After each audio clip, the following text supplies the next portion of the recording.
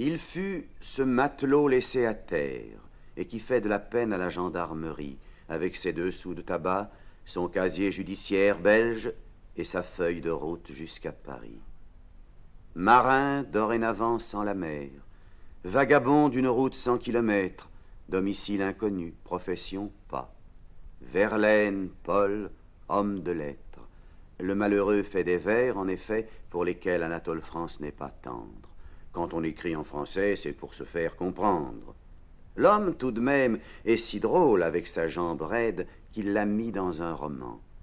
On lui paye parfois une blanche, il est célèbre chez les étudiants. Mais ce qu'il écrit, c'est des choses qu'on ne peut lire sans indignation, car elles ont 13 pieds quelquefois, et aucune signification.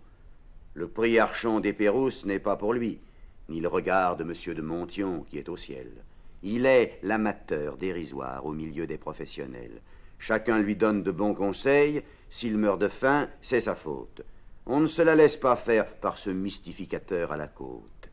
L'argent, on n'en a pas de trop pour messieurs les professeurs qui plus tard feront des cours sur lui et qui seront tous décorés de la Légion d'honneur. Nous ne connaissons pas cet homme et nous ne savons qui il est. Le vieux Socrate chauve grommelle dans sa barbe emmêlée, car une absinthe coûte 50 centimes et il en faut au moins 4 pour être soûl.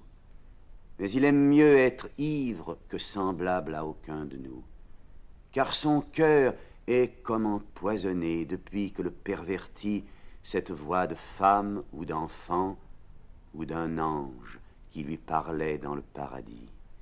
Que Catulle Mendès garde la gloire et Sully Prudhomme, ce grand poète. Il refuse de recevoir sa patente en cuivre avec une belle casquette. Que d'autres gardent le plaisir avec la vertu, les femmes, l'honneur et les cigares. Il couche tout nu dans un garni avec une indifférence tartare. Il connaît les marchands de vin par leur petit nom. Il est à l'hôpital comme chez lui. Mais il vaut mieux être mort que d'être comme les gens d'ici.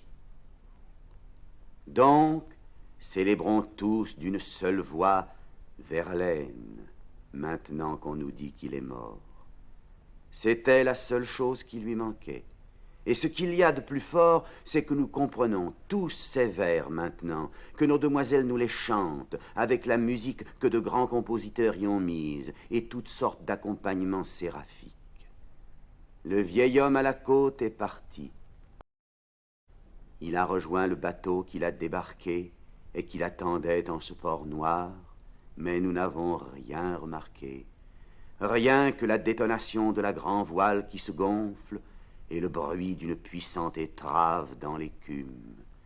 Rien qu'une voix, comme une voix de femme ou d'enfant ou d'un ange qui appelait Verlaine dans la brume.